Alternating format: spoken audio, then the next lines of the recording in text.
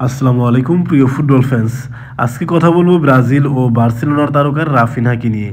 Raphinha কিন্তু left winger, right winger এবং attacking midfield জোনে খেলতে বেশি পছন্দ করেন।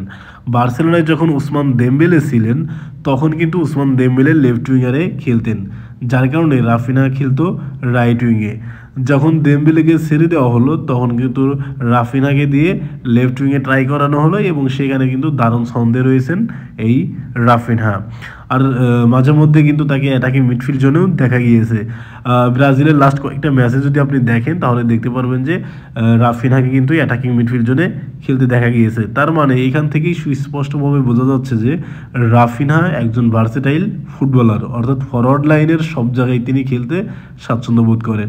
রাফিনহা লা লিগায়, উয়েফা চ্যাম্পিয়ন লিগে, কোপা দেল রে এবং সুপার কোপায় প্রায় সব জায়গায় কিন্তু দারুণ ফুটবল খেলে যাচ্ছেন।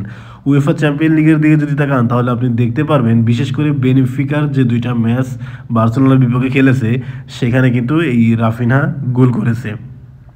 দেখেন লিগ ফেজের একদম সর্বশেষ ম্যাচে বেনফিকার মুখোমুখি হয়েছিল বার্সেলোনা এবং সেখানে একদম শেষ সময়ে রাফিনহা গোল করলে 5-4 ব্যবধানে কিন্তু বার্সেলোনা জয়লাভ করে।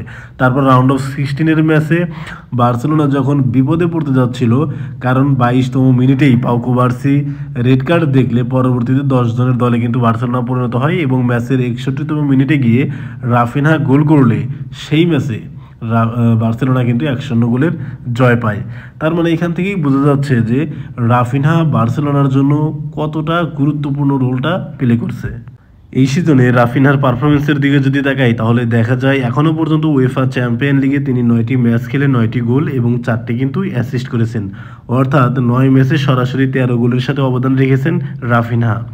লা লিগার দিকে যদি তাকাই তাহলে দেখা যায় সেখানে 26টি ম্যাচ খেলে 13টি গোলের সাথে করেছেন 9টি অ্যাসিস্ট, অর্থাৎ 26 ম্যাচে সরাসরি 22 গোলে অবদান রেখেছেন রাফিনহা। কোপা দেল রের দিকে যদি তাকাই তাহলে দেখা যায় এখানে 3টি ম্যাচ খেলে 1টি গোল এবং 4টি কিন্তু অ্যাসিস্ট করেছেন।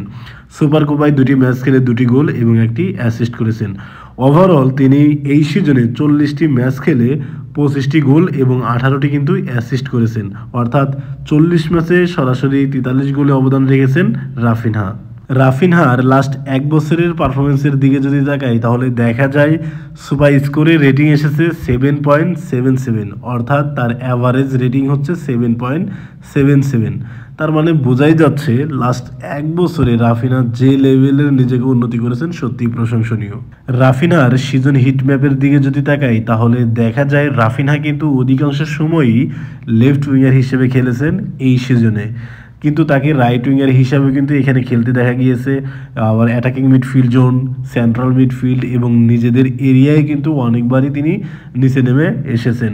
তার মানে এক কথায় বোঝাই যাচ্ছে যে তিনি মূলত ফরওয়ার্ড লাইনের ফুটবলার, সেটা লেফট উইঙ্গার হোক, রাইট উইঙ্গার হোক এবং অ্যাটাকিং মিডফিল্ড হোক, সেন্টার ফরওয়ার্ড হোক, সব জায়গায় কিন্তু তার পদচারণা সুস্পষ্টভাবেই বোঝা যাচ্ছে। রাফিনহা যদি এই পারফরমেন্সের ধারাটা বজায় রাখতে পারে এবং বার্সেলোনা, লা লিগা, উয়েফা চ্যাম্পিয়ন লিগ এবং কোপা দেল রের ট্রফিগুলো যদি জয়লাভ করতে পারে তাহলে কিন্তু অবশ্যই ব্যালন ডি'র জয়ের শুভ সম্ভাবনা থাকবে রাফিনহার। রাফিনহাকে নিয়ে আপনার মন্তব্য কী হতে পারে সেটা অবশ্যই কমেন্ট বক্সে জানাতে পারেন। ধন্যবাদ।